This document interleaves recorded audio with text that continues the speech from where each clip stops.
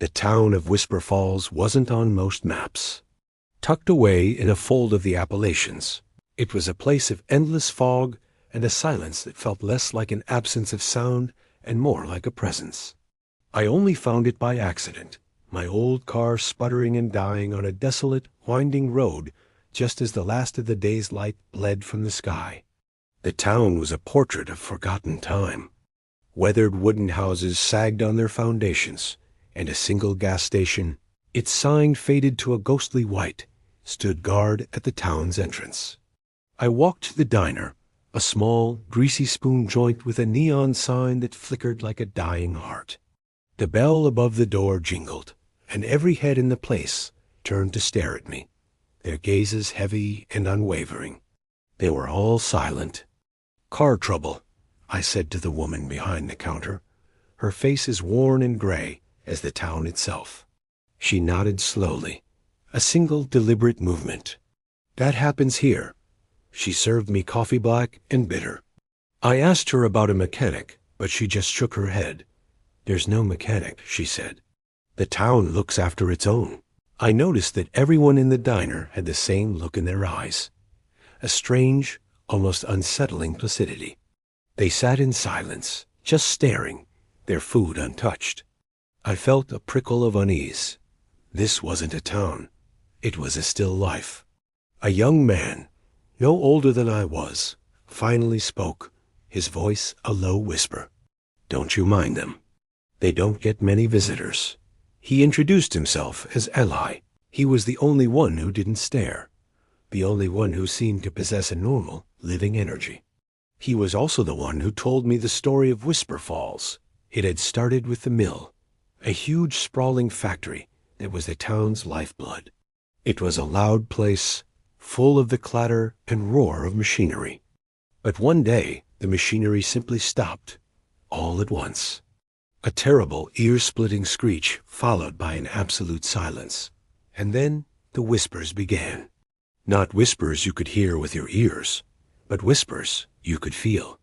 They were in the trees, in the wind, in the air itself. They burrowed into the minds of the townspeople, carrying with them their darkest thoughts, their deepest regrets, their most agonizing memories. The townspeople couldn't think, couldn't talk, couldn't live. They were trapped, their minds filled with a constant horrifying murmur of their own making.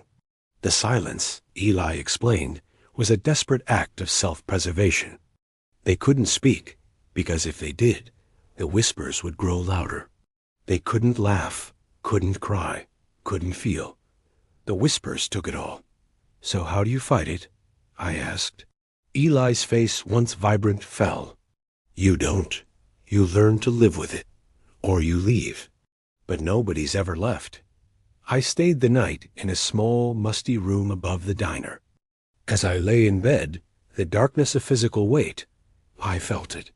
A cold, soft current in the air, a breath on my mind. And then I heard it. A whisper. Not a word, not a phrase, just a breath of a sound, a feeling that something was pressing in, just behind the veil of my thoughts. I jumped out of bed, adrenaline pumping through my veins. This wasn't a ghost story. This was a living, breathing thing. The next morning, I was determined to leave. I found Eli at his house, his face pale and drawn. He looked at my keys in my hand and nodded.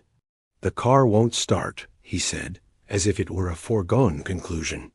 "It doesn't want you to leave." He showed me the mill, a monstrous rusted hulk that loomed over the town. The whispers were strongest here. I walked through the cavernous, silent building, my mind reeling. I saw remnants of the last day, an untouched lunch pail, a half-finished cup of coffee. As I looked, a new kind of whisper came to me, not a thought, but a demand. "Stay. You are one of us now. Don't leave us alone." The voice was not my own. It was a chorus of voices, 1,000 whispers at once, a wave of thought that almost drowned me. I fell to my knees, clutching my head. I had to get out. I found a way back to my car, my mind a storm of conflicting thoughts. I tried the ignition. The engine groaned, sputtered, and died, again and again. I kicked the tire in frustration, a loud, angry sound that shattered the silence. Immediately, every window in every house across the street went dark. Every eye in town was on me. The whispers in my mind turned into screams. Silence! They shrieked. You will not make a sound. I ran. I ran down the road and into the woods, the whispers a deafening roar in my mind. I ran until my lungs burned, until I collapsed in a heap, the whispers fading into a manageable murmur. I looked back, and in the distance, I saw the lights of Whisper Falls twinkling in the mist, a silent, menacing constellation. The whispers were still there, still with me, but they were weak now. The further I got, the less power they had. I had escaped, but I had to know what had happened. I spent the next few months in libraries, poring over old books, and I found it. The history of Whisper Falls. The mill was not just a mill. It was built on an ancient Native American burial ground, a place of power where the barrier between the living and the dead was thin. The mill, with its constant noise and industry, had kept the voices of the dead at bay. But when it went silent, they had risen. The ghosts of the ancient burial ground, spirits who had been denied their rest, were no longer content to whisper. They had found new bodies, new minds to torment, and they were not going to let me go. I woke up this morning, miles away from Whisper Falls, but I'm not free. The whispers are back. They're growing louder every day, filling my thoughts, not with my own regrets, but with the thoughts of 100 different souls. I hear them when I sleep. I feel them when I walk. The people of Whisper Falls couldn't leave, not because of the town, but because the whispers had followed them. The car was just an excuse. The town was just a trap. The whispers aren't confined to a place. They're confined to a mind. And they've chosen mine.